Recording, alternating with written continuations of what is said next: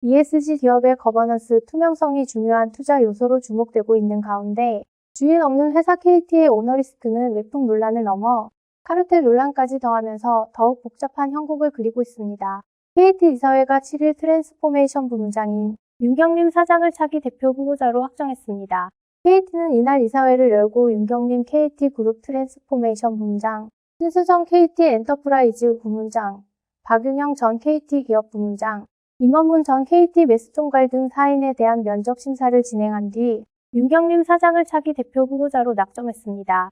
강충구 KT 이사회 의장은 윤경림 후보는 디지털 트랜스포메이션 전문성을 바탕으로 급변하는 시장 환경에서 KT가 글로벌 디지털 플랫폼 기업으로 성장할 수 있는 미래 비전을 명확히 제시했다면서 기업 가치 제고와 ESG 경영 강화를 이끌 수 있을 것으로 평가받았다고 이번 결정 배경을 설명했습니다. 하지만 정치권에서는 KT 카르텔이라며 반발이 거셉니다.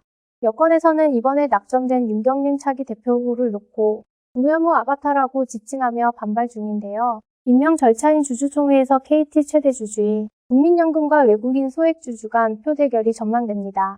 앞서 KT는 3년 임기를 마무리하는 구현모 대표의 연임을 확정한 바 있는데요. 지난 1월 윤석열 대통령이 금융위원회 업무보에서 효율 분산 기업의 셀프 연임 문제를 지적하는 등 여권의 반대 의견이 계속 나오자 지난달 23일 구 대표는 결국 연임을 포기했습니다. 하지만 KT 대표이사 면접 최종 4인 후보가 구 대표를 제외하고도 전현직 KT맨으로만 구성된 데 대해 여권 의원들은 거세게 비판했습니다. 국회 과학기술정보방송통신위원회 소속 국민의힘 의원들은 이달 2일 긴급 기자회견을 열고 내부 특정인들의 이해관계 속에서 서로 밀어주고 당겨주며 이권 카르텔을 유지하려는 전형적인 수법이라고 꼬집었습니다. 같은 날 대통령실까지 공정 투명한 거버넌스가 안 되면 조직 내에서 모럴저드가 일어나고 그 손해는 국민이 볼 수밖에 없다고 언급했는데요. 이번 주총에서 KT 지분 8.53%를 가진 국민연금이 차기 대표 선정에 찬성표를 던질지 미지수입니다.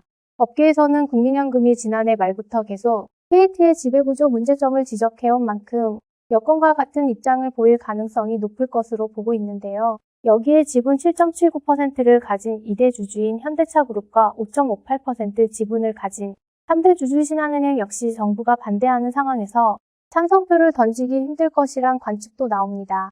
하지만 외국인과 소액주주의 표가 변수로 작용할 전망인데요. 일부 주주들은 온라인 커뮤니티를 만들어 주총을 대비하고 있습니다.